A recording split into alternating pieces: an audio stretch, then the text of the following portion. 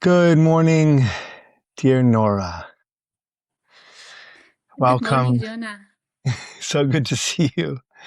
I'm sure Yeah. I can be sure that it's not as cold in Sacramento as it is in Toronto. It's not as cold in Sacramento. You are right. Yeah.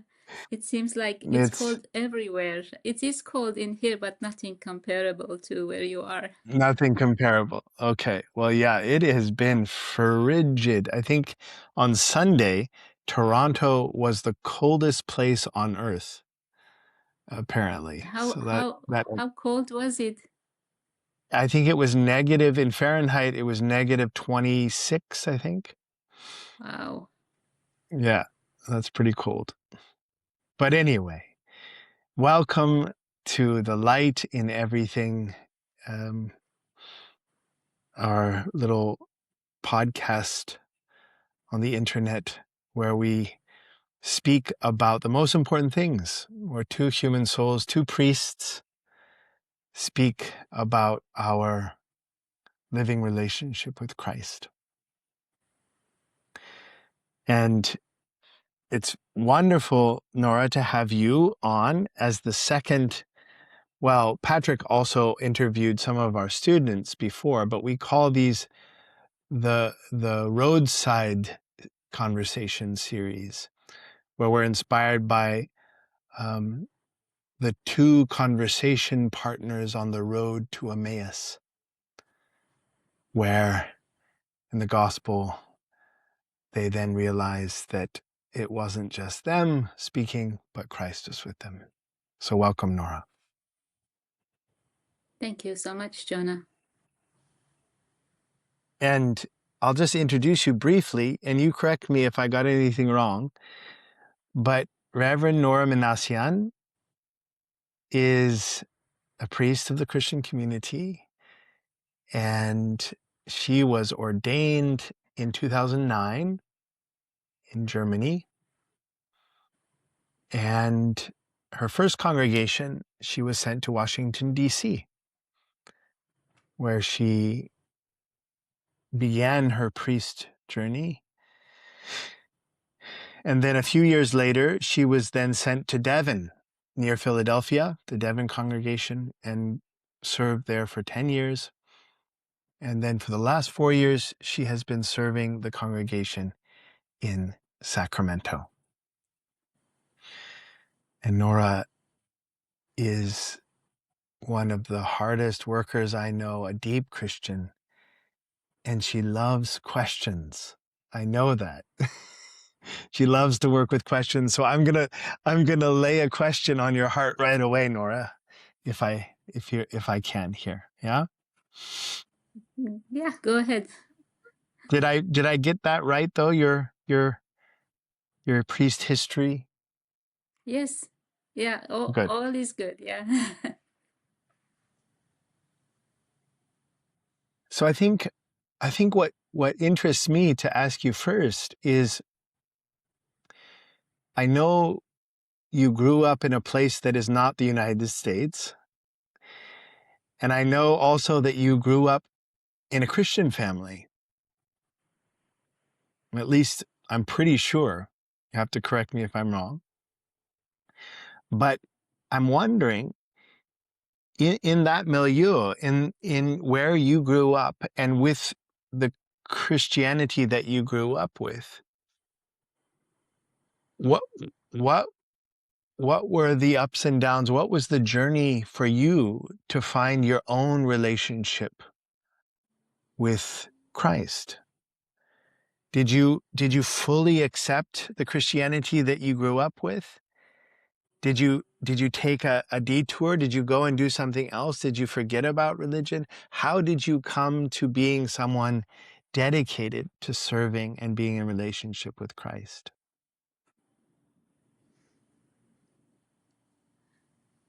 Um, that's interesting way of asking the question, Jonah, because I wonder, uh, yeah, I can immediately think of up and downs, but only later, not when I was growing up.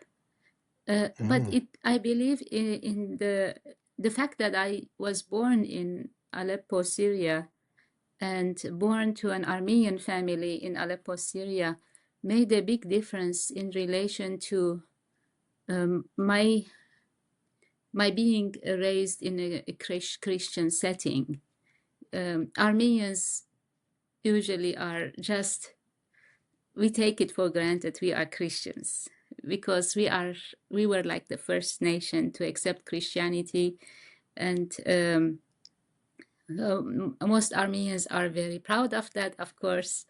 And at the same time, my family was kind of a diverse in a sense that my we were connected to the Armenian Apostolic Church or Armenian Orthodox Church, but my grandmother was also connected to missionaries who had helped them when they were trying to find their footing. So I am a grandchild of Armenian genocide survivors. Both my grandparents were survivors of the Armenian genocide. That's how they found their way to Aleppo, and that's how my parents were born in Aleppo, and we were born in Aleppo. But my grandmother was somehow connected to the Bible through the missionaries. So I grew up witnessing my grandmother reading the Bible. That was very impressive for me, and I believe also very much for my siblings. And my father was, when he was in his youth, he was connected to the youth group in the Armenian Evangelical Church. So when I say evangelical, I must say it's more of a Lutheran style evangelical coming from Europe, those who were coming to help the survivors. And yeah, so that has a big effect in a sense that I was growing up in a Christian setting, and at the same time, the Armenian Orthodox Church, we did not understand the liturgy. It was spoken in High Armenian. I could feel strongly something was happening there, but I did not understand what was happening. And as a child, I was all in the mood of it, but not really grasping. And when I became a teenager, I was far more connected to the evangelical stream, because the school I went to was also evangelical, and we had chapel. We had chapel every morning in the school I went to. We recited, we spoke, we prayed the Lord's Prayer every morning. Wow. Yeah. Now, let me just ask you a clarifying question there, but I want to get back to the journey, the story. Of course, as you know, being in the U.S. for so long, for most Americans, evangelical means a particular thing.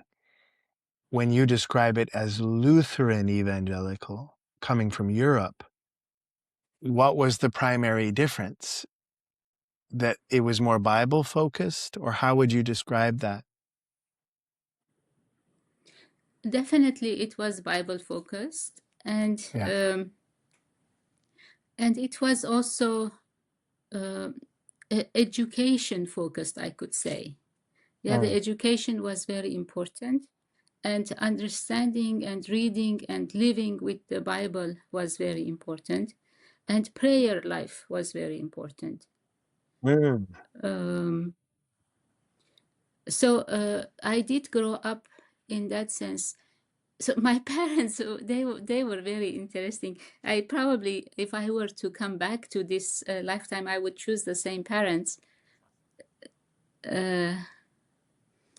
because they left us quite free somehow, and I also probably will choose the same order in the sibling in where I was born. I am fourth of five children, and usually in Okay. families, the first one has the most expectation, the second one the parents have less expectation of the second one.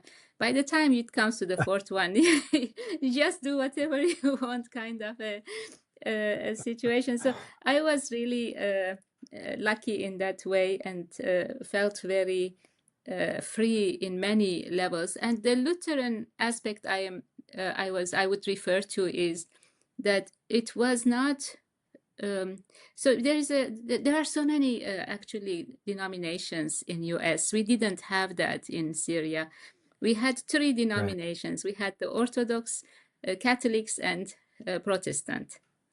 And the Protestant were the ones more connected, more free way of worship. They didn't have liturgy, and they had more of sermon in the center of the worship service, and then, of course, very much Bible centered. Nora, so clearly you in a way you already had in your childhood a relationship with Christ through your grandmother, through the Lutheran evangelical Protestant church in Syria. I wonder how that developed in you, and at what point, and how did you feel a need to transition into something else leading into the Christian community? I'm really interested in how your relationship with Christ evolved from the Protestant evangelicism in your culture growing up to the Christian community. So that I would attribute that to my questions, I must say, because without the questions I had, I probably would not have found my way to Christian community. I was reading the Bible, so when I was 12, I was given a Bible as a gift, and that was very special for me, very precious. And I was reading the Bible since that age, and I was finding I had a lot of questions just by reading the Bible. Perhaps I was too young to be given a Bible. I don't know. Maybe 2 years would have made a difference. 14 is different than 12. But nevertheless, I was very much into um, understanding who the being of Christ was. And for me, Christ and God and Jesus, they were all one. I didn't have any concept of necessarily, although we did have the Lord's Prayer, but I didn't have any clear understanding of the Trinity and the roles of the Trinity and so on. All was one, and I had no concept of cosmic Christ. Right. That was also totally not in my consciousness at that time. But my questions of what was Christ doing, who Christ was, and also all about Christianity and relationship to God. The questions had to do with, for example, contradictions in the Bible, as simple as that. But also why there is evil in the world. That was very much of a question early on, and I had written papers when I was in college about that. So the transition had to do also with me leaving Syria, coming to US, studying in US, and also somehow I decided to do on the side religion minor, Armenian church studies minor, in addition to my engineering major. And I was having courses where the courses were claiming, the teachers, the professors were claiming that the Bible was a myth. That broke quite a bit of my faith, I must say. I had very strong faith, but one, in our terms, one would say a bit of a blind faith. And I couldn't find the answer, so I left I did live for a while, the whole realm of religion and faith, and church was more of a social place to go, not of a spiritual nourishment place to go. Mm. Yeah. So the transition, I think, had to do with the questions and questions not being answered Yeah. again and again, and kind of completely leaving them until I came to find anthroposophy. Of course, for me, anthroposophy came first Okay. before I found the Christian community. And about what point in your life there did you find anthroposophy? Well, it was quite late and quite very long journey to get there. I think I was 27, Mm-hmm. 28, around Mm-hmm. that age. Mm-hmm. I was, I must have been, I think I was still, even though I had given up quite a bit, I was still searching inwardly. And that searching, the inner searching, I think, I was also searching of how I can understand myself, my own soul, and what would bring inner peace, kind of a question. And when I encountered anthroposophy, which is a whole story in itself, I realized that somehow I found home. And that had also to do with what I came to. The first book was Theosophy. And when I came to see who the human being is, that was a whole doorway to come to understand who Christ is. At the same time, somehow I found How to Know Higher Worlds.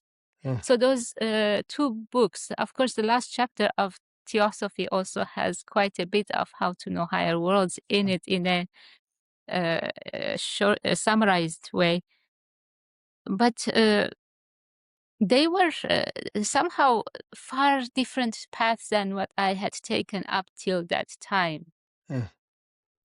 And the whole thought of cosmic Christ, that brought a whole world to me in relation to, the being I've been believing in actually is there for all humanity, independent of culture or religion or faith. Interesting. So that was also a new concept. yeah, that's interesting. So the universal Christ, the one who's there regardless of religious creed or culture or whatever, was awakened in you through anthroposophy. Yes. But how so? Because Theosophy and How to Know Higher Worlds don't talk about Christ, at least directly. Well, I did find the Gospels also of Rudolf Steiner. I see. Soon after. I see. I read quite a bit before I found the Christian community, I must say. So I found the Gospels also. I was reading, like, how a child is absorbing everything around them without any filtering, without criticism, without judgment. Just For absorbing. me, Yeah. meeting anthroposophy felt like, wow, this is what I've been longing for so long. And it felt like a sponge, like I was like ready to take everything in, whatever I found. Yeah. Beautiful. Yeah, I mean, like you, for me too, I don't think I could have become a Christian or found a relationship with Christ if I didn't first start with anthroposophy. That was also very important for me. But I want to ask you also, just because you briefly mentioned it in your university studies, that you briefly mentioned that your major was engineering and your minor was religious studies, which kind of led you to take away the blind, kind of naive relationship with Christianity. But I wonder, has the study of engineering and the work with engineering given you anything helpful in your journey to become a priest? Totally, I would say yes, definitely. What would you I, describe?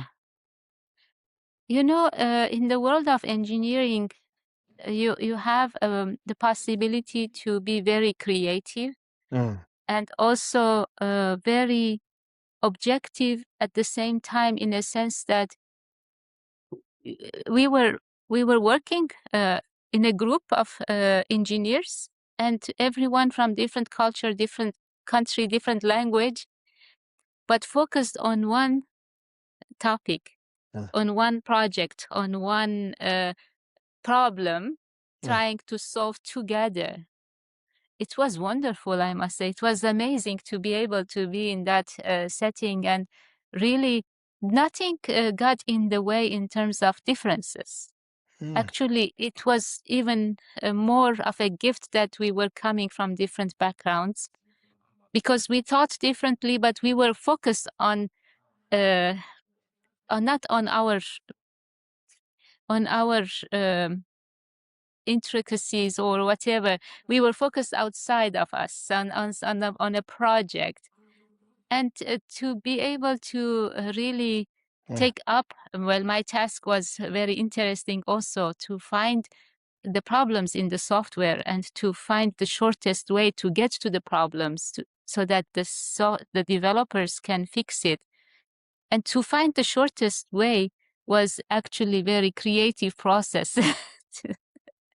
I So bet. I really enjoyed my job. If I had not found anthroposophy or Christian community, I probably would have been in Silicon Valley working. Yeah, From Araman to Christ. that's one way to put it. That's one way to put it. Although But I had no concept of Ahriman at that time.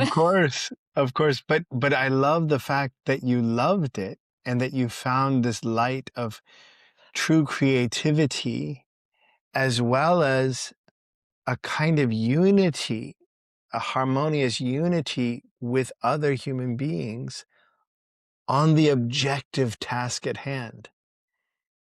And I think the unity and the creativity, those are kind of like Christian moral lights, even in the darkness of working with technology and these more forces that can lead to yeah, some difficulties for humanity. You are right. Yeah. I don't know how it was for you, Jonah, when you found anthroposophy.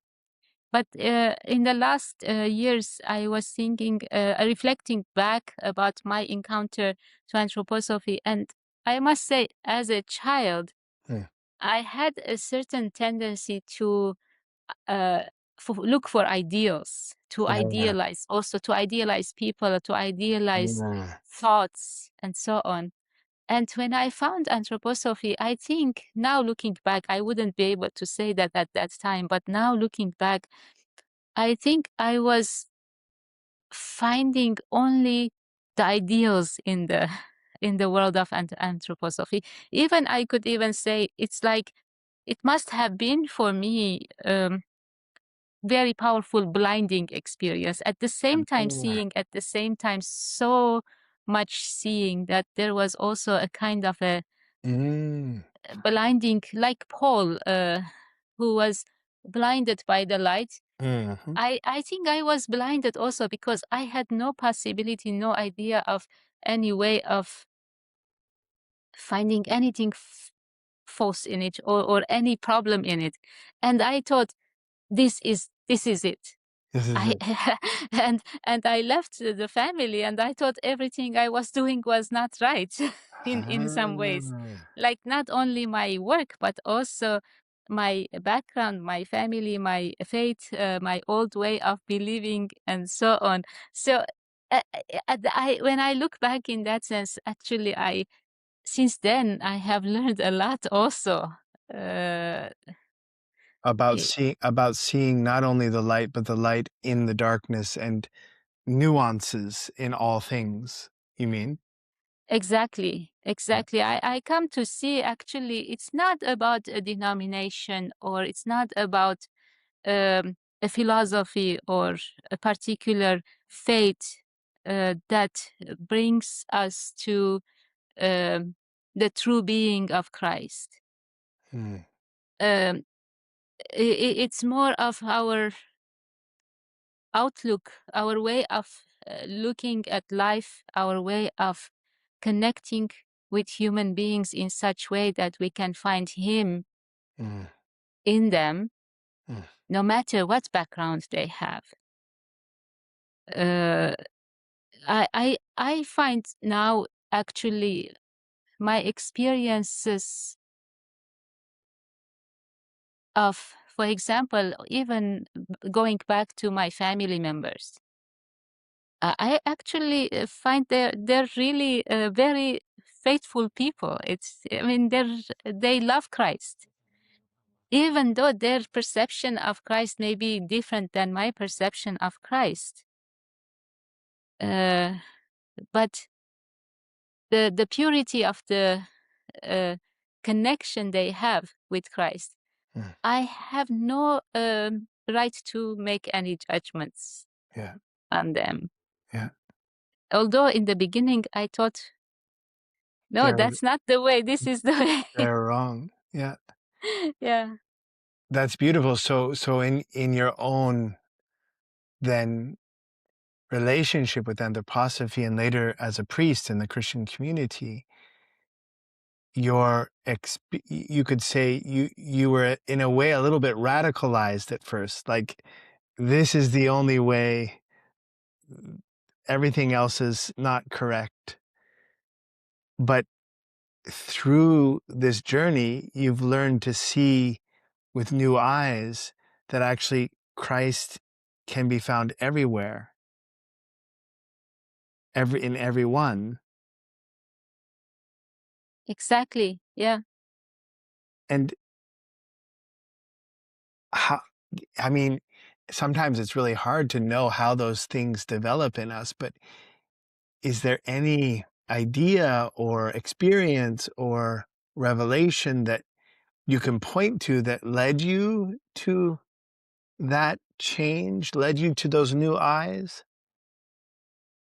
Well, I probably would say also that that came out of more of difficult experiences Mm, rather than uh, out of just the way I have found things in the most of my life, out of questions, out of even, I would say, difficult relationships yeah. that I had to go through to say, wow, it's not about a particular, uh, yeah, I Ideas. mean, ideas. People may have a connection to anthroposophy and may have a strong connection to the Christian community, and still it's possible. Suddenly, I think my eyes were opened to also somewhat starting to recognize the adversarial forces in a new way than Mm, I was before. I had the question, what is evil, all along. yes. And then over the years, uh, I I come to experience the presence of Christ with more of wakefulness of the out of the absence of Christ, or out of the Mm, realms where adversarial forces can creep in. mm, And that also means doesn't matter whether one is a anthroposophist or Christian community priest, or a Christian community member. It even perhaps more so when one is on a spiritual path, mm, uh, it becomes even more interesting for the adversarial forces to creep in. And I would say I am learning this in the hard way in some ways. mhm. Uh, yeah, So in a way you could say kind of suffering itself or crucifixion-like experiences that you're going through itself has been teaching you not only the mystery of how to see Christ in all kinds of ways, regardless of ideology, but it's also been teaching you about the mystery of evil and how Yeah. evil isn't just a wrong idea, but it's something that we're all in relationship with and can creep in. You said even where the light shines the most, that's maybe a place where it's most dangerous.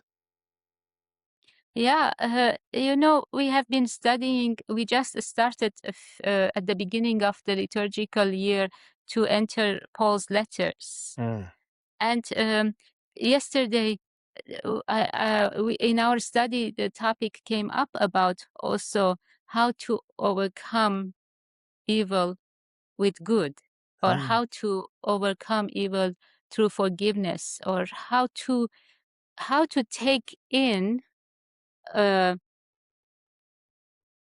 everything that is uh, turned against one mm, and take it in a Christ-like way, like turning the other cheek mm, is one way to express it perhaps. But then also, how far can one do it and how can one do it mm, is the question. And I have come to see that this is not even possible with our own means. It's mm, impossible. It's only possible when one has strong connection to Christ. mm. Uh, Recently, I realized, I don't know how it is for you, Jonah. We have this moment during the service where we receive the stole anew Mm, after the creed. And during our ordination, the stole is put on us. We don't put it on us. The cross is also put on us. We only after the cross is put on us, we actually yeah. then complete it by putting in the belt. This has been very touching moment for me for some time now, that I am receiving my cross uh, from Christ.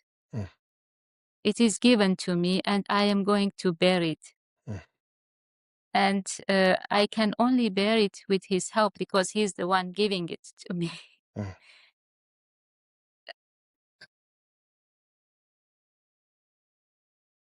Yeah, that's deeply moving. And yet, what I hear you saying as well is that knowing that Christ is giving you your cross and also working therefore with it has not only led you to a deeper understanding of evil, but also a more magnanimous heart and eyes that can see Christ in dark places where you didn't perhaps see him before. And part of the cross is my own uh, shortcomings, you Yeah. know. Yeah. It's And not part just, of the cross is my own weaknesses, and part of the cross is all the way physical illnesses mm, or ailments or shortcomings. yeah. Yeah. I find that really also moving in a new way that, and I hadn't actually made that clear to myself before you said it, that in our ordination, the celebrant, the one who's ordaining the priest, crosses the stole for you. So in a way, that's like an image of Christ giving you your karma. But then when we celebrate, the server gives us the stole and we cross it for ourselves.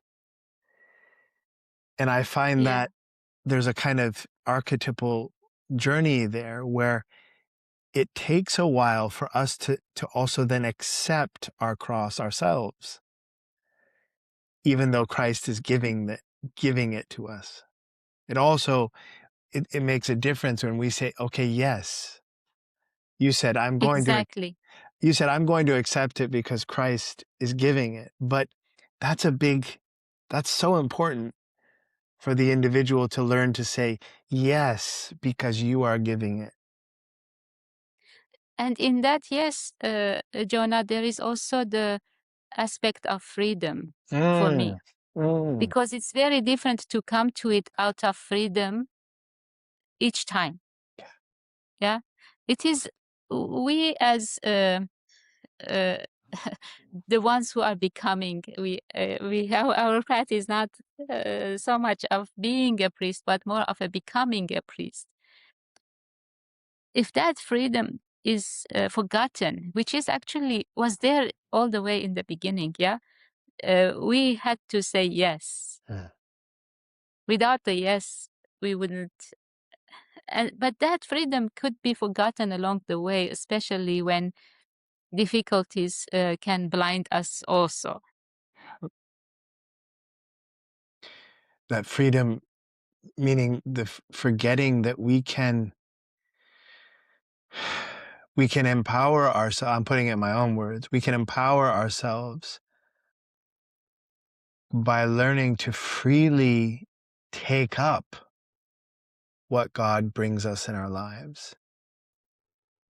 And we can also, if we want, say no, which leads to maybe the opposite of empowering. But nevertheless, that is a part of our picture. The human ego is called to freely take up or not its cross. You know, I wonder if just being able to say yes anew out of freedom itself is empowering. I witness when we go through life and we have difficulties in life. It doesn't matter losing a job or being ill or having an accident or having near-death experience or all possible falling and having an accident. When we fight it, it seems to me that it's very weakening. Yeah. And when we are fighting, and that is what I am what I am wondering in terms of the question of freedom. When we out of our free will are able to say yes to what is, or whatever the cross is we are carrying, yeah. Each one of us, we are given as much as we can carry. It's not more than that. That's what Paul says. Yeah, we're not given more than what we are meant to carry. Although sometimes it may feel like it's, oh, this is too much.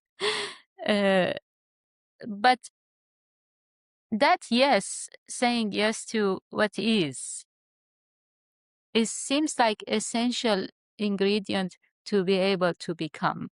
Yeah. To be able to take up the cross, to be able to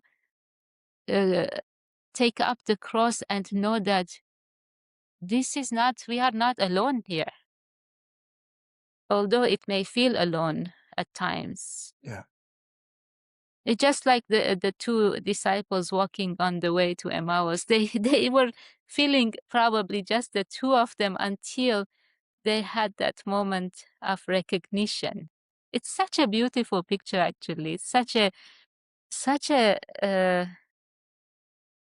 when we come to the place in the sacrament walking with Christ, it reminds me of this experience of the disciples on the road to Emmaus, and it is the experience of where two or three are gathered in my name, I am there in their midst. But then also we go through quite a while until we recognize Right. his presence. Mhm. And it's painful sometimes. It's Mhm. it's painful and lonely journey when we have to go without recognizing him Mm. until we come to recognize him. And that is part of all of the journey. I think it's not only Mm. part of it. It's in a sense like, I would say,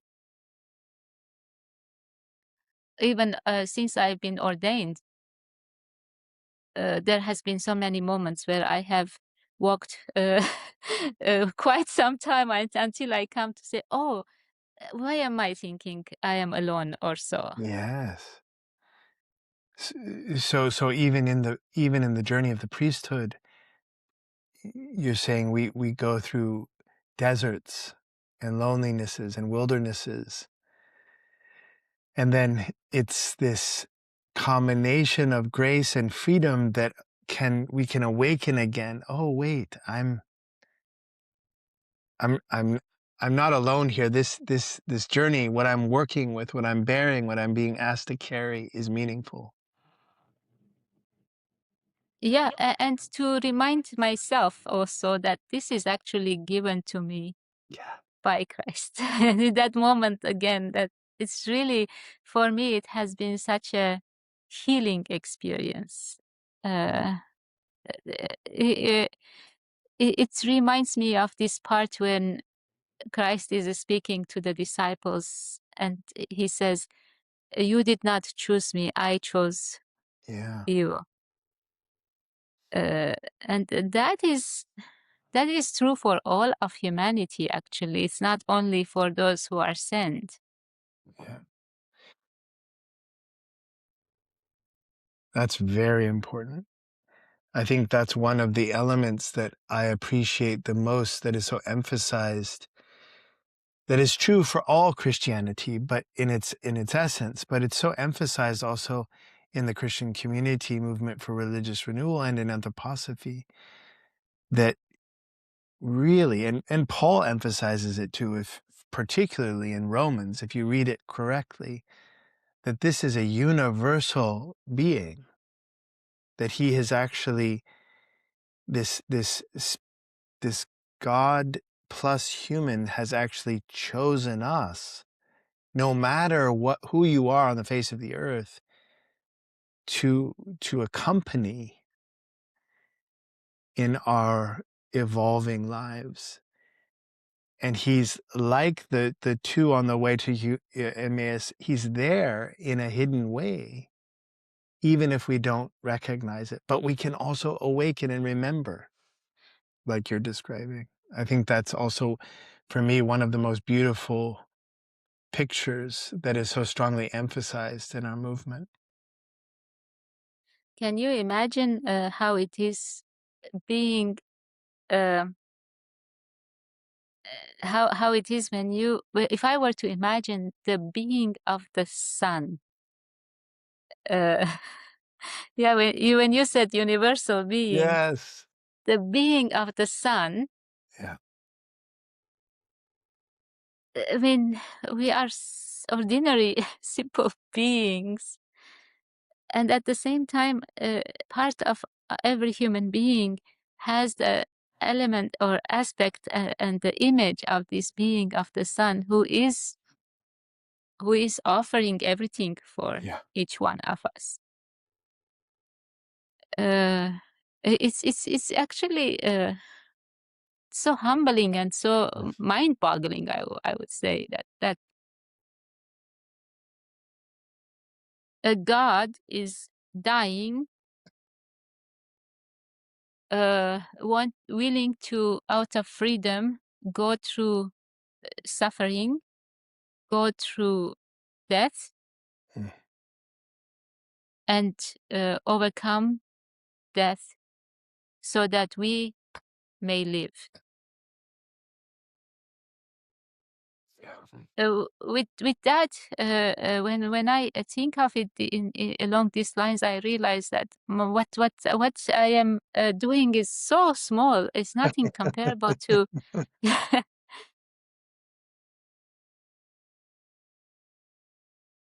Yeah. Yeah. I mean, that's so strong. when you put it in those terms. I mean, you can also, I just also imagine the sun as a picture of that being. Obviously, the sun is not identical with that being anymore, but the sun also being literally in its materialistic form, a being that's pouring out its life, literally dying, so that all other beings can live and have energy and warmth and life And light and light and love. and love. Love moves into a little bit more of a moral quality, but it's the same. The love is the activity of pouring out your life and light and being for the life of others. And so you can see that so clearly. And yet, what I love that you're also emphasizing is I don't have to acknowledge that being. I'm free. He's not breaking down my door, making me acknowledge him. It's an amazing combination of this. He's chosen us. He's giving his life for the life of all human beings. He's with us, no matter what we believe or what we think. And he's not breaking down my door. He's just knocking. He's not making himself dominant as a tyrant. He's just with me and asking me subtly, quietly to get to know him if I say yes. And I feel like that free element and the value of that yes also as an empowering, enlivening quality is something that is so, I think we need to enliven that, the recognition of that quality. And I wonder if that freedom for you, if that understanding of freedom in combination with this more cosmic Christ, if that's something that was particularly attractive to you as you journeyed from your love of anthroposophy into the Christian community, was it something of a revelation that you could be a priest in this way, honoring freedom and also worshiping a picture of the cosmic universal Christ? For me, Jonah, it was very, very, very important, the freedom aspect, in a sense that I was somehow, my path in this lifetime has made me very aware when I am not left free. Mm. When I am in a situation that, and I came to realize that when I am left free, that is when I am experiencing love. Mm. The love and freedom, they for me, they go hand in hand. They don't. It cannot be one without the other. Yeah. And that's what you're describing. That he is knocking, but he is not imposing. It is a signature, in a way, of his love. Mm. And somehow it is for us, for me, to come to it out of freedom Mm. also means to come to it out of responsibility. And also, now I can love in a totally different way Mm. because I am loved in a totally different way. Oh. Because I'm experiencing his love, leaving me completely free. So it's a learning experience. This is not always easy, of course, because we speak about love, but how can I connect to every encounter, every human being I'm encountering, and leave them completely free, and still express that I am interested in them? I am knocking also. Mm. Uh, am I knocking, or am I entering uninvited? It's also a question there, each encounter, yeah? Somehow the angels always are bringing us together, different encounters. But can I always remind myself, because I have been so sensitive, I am becoming also very conscious now. Um, when am I bringing something because I am ambitious to bring it, or because I'm passionate to bring it? And when I am able to bring something in such way that it can be received out of freedom. Yeah. I feel like there's such important wisdom there also for our listeners, just to emphasize. On the one hand, what I hear you saying is, the more I myself have awakened to experiencing how Christ is loving me, how he's constantly there, constantly ready to give himself, and not invading the integrity of the dignity of my being without being invited, that quality of love, which you have also said that is love, those two, freedom and love, go hand in hand. That quality of love then teaches you what it means to love. So I'm learning from Christ. Actually, I could put it radically. I don't really know about love until I start to learn how the being of love is working. Exactly.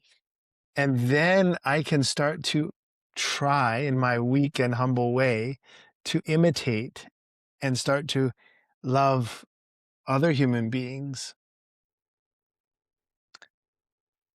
being ready, being there, being ready to give, but also when asked, when honoring the freedom of others.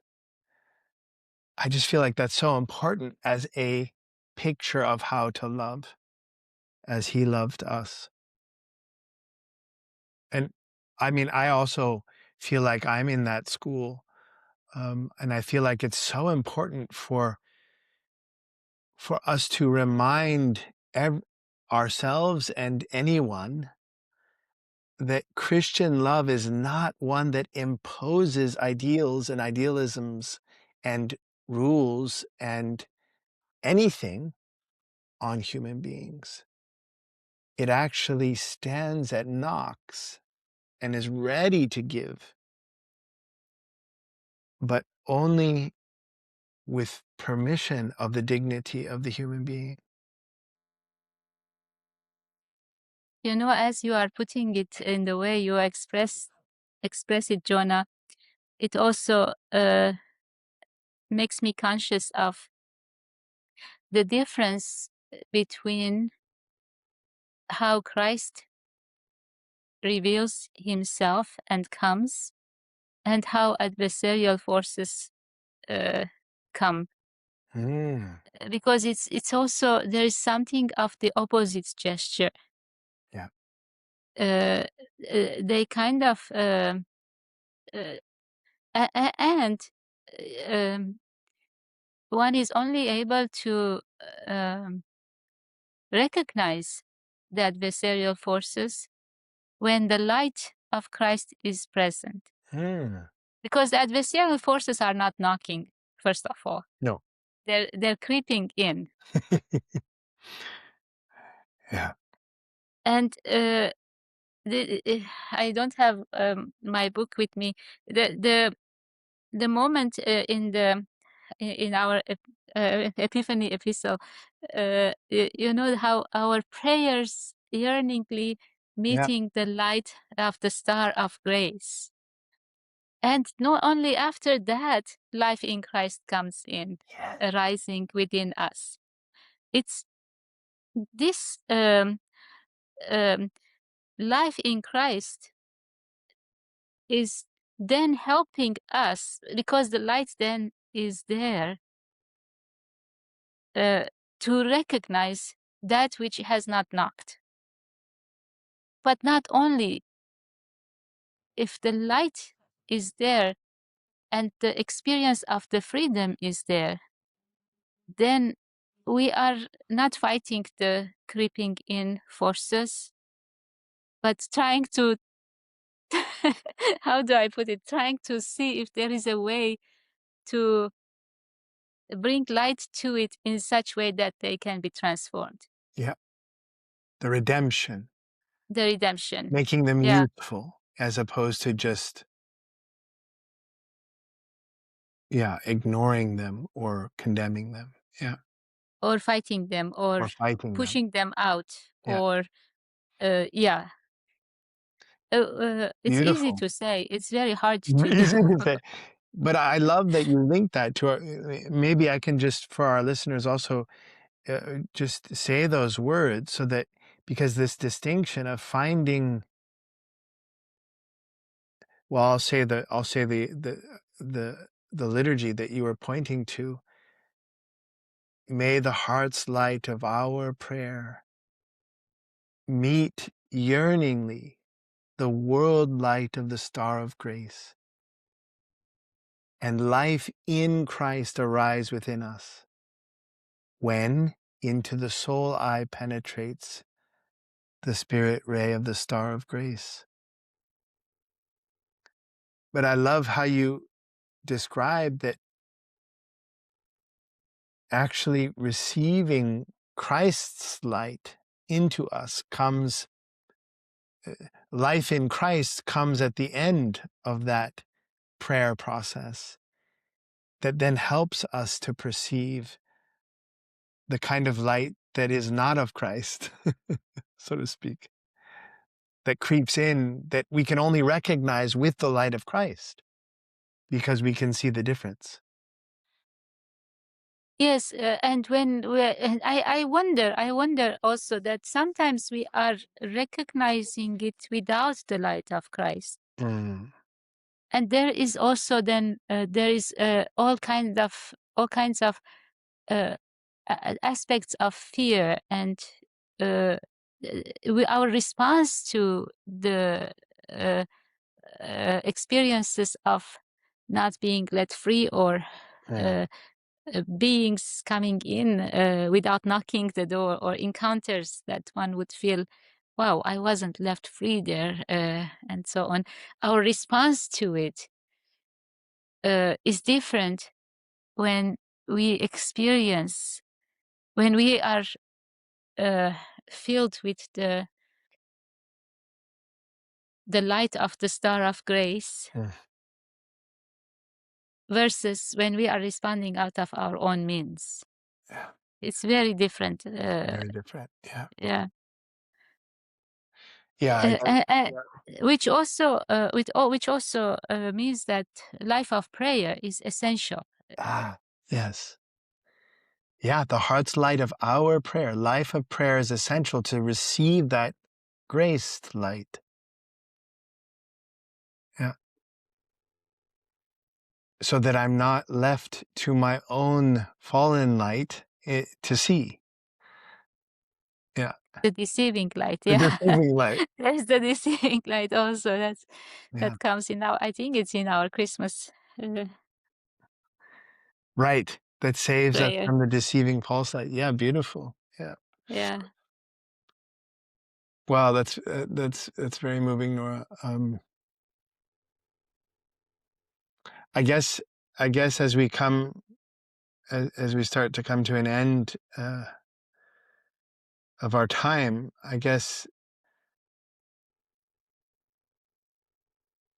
what's still, I mean, what I'm really moved by is that you are also able to, in a beautiful way, bring in this picture of how important our struggles, how important our cross is, how important our suffering is, in order to help us learn how to see, with Christ's light, how to work with his love, learn from his love, which means also honoring and respecting at the highest level the dignity and freedom of the other. But I guess in all of this milieu and just also knowing you for so many years, I wonder what are you on fire for? How would you describe what's most inspiring to you at this point in your priesthood and in your life as a Christian heart?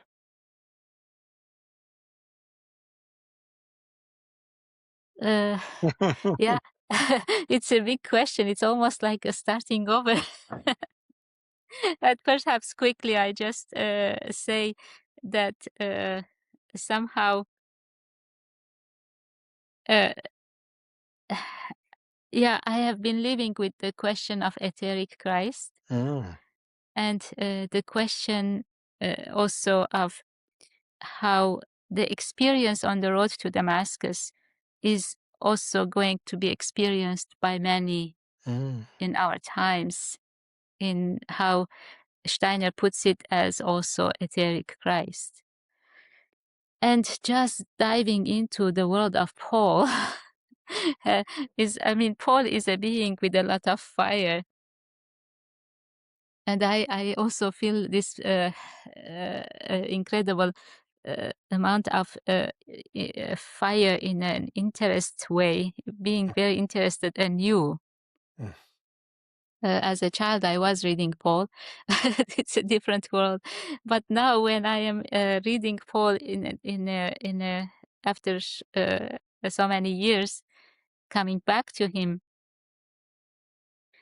there is so much in Paul's letters that has to do with etheric Christ, and how I can read it with that consciousness, which is very different than just reading it with the consciousness of even with the consciousness of the turning point of time with the mystery of Golgotha. We are in a different uh, uh, almost different timeline or time epoch. That the reason Christ is revealing himself in a new way, and Paul experienced that. And this is for me the question: how can we also connect to this being of the etheric Christ and create the vessel as an individual as well as a community together, that he can reveal himself to us in a new way, in a new way, in a way that then it is no longer connected to the material in any way, but nevertheless one is able to experience in the manifestation of in earthly life here on the earth, with a new consciousness. So when Paul had his experience on the road to Damascus, one of the touching moments is when Christ speaks to Ananias, who sending Ananias to Paul, and there is a place there that he says he wants to reveal himself. He reveal how much suffering that Paul will experience for his name's sake, for Christ's name's sake. So it's almost like from the beginning, it's the opposite of the ancient way of trying to find a spiritual way to come out of suffering, to live the life, to leave the suffering behind, because otherwise it's all suffering. Mm. To come to nirvana experience, no, this is going into the suffering, to experience the suffering, so that that can also become light in a new way. Mm. Pain and suffering, light is coming, I believe. I'm not sure now if Steiner says that or Goethe says that. There's something of the nature of suffering that brings about light Yeah. also. Yeah. Yeah, so that is one of the sparks or the flames are living in me. Yeah, but I can share like for another 2 hours of the I'm fires. sure you could. I'm sure you could. But that's beautiful. So the mystery of how to cultivate consciousness around the Christ Jesus who also appeared to Paul on the road to Damascus, or this etheric Christ, as Rudolf Steiner calls him. In our time now, as a lived experience, how do we cultivate that with one another? That then has this signature from how it's described in the gospel, that also is connected to not escaping pain, but entering suffering in such a way that it also becomes light-filled and holy.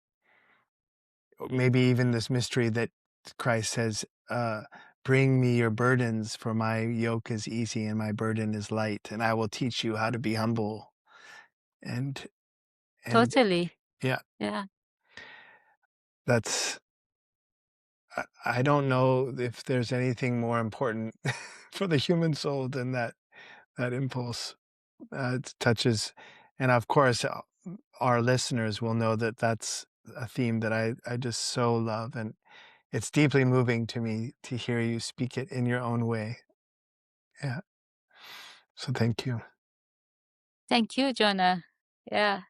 All the best to you uh, on your journey as well, and Mhm. on your efforts to bring this to light in everything. Yes, the light and everything. Well, I'm so sure that the listeners also will be grateful for your sharing, Nora, and I'm very grateful that you got up early on the West Coast for this interview. Yes, I'm sorry about the connection in the beginning, but I am glad it worked out at the end. It has worked out Yeah. beautifully. Yeah. Okay, all the best. Thank you. Well, all the warmth to you in the cold Toronto. Yeah, I'll send some of the sunlight, sun warmth from here in California Thank to you. Toronto. Thank you. Okay, bye-bye, Nora. Bye bye.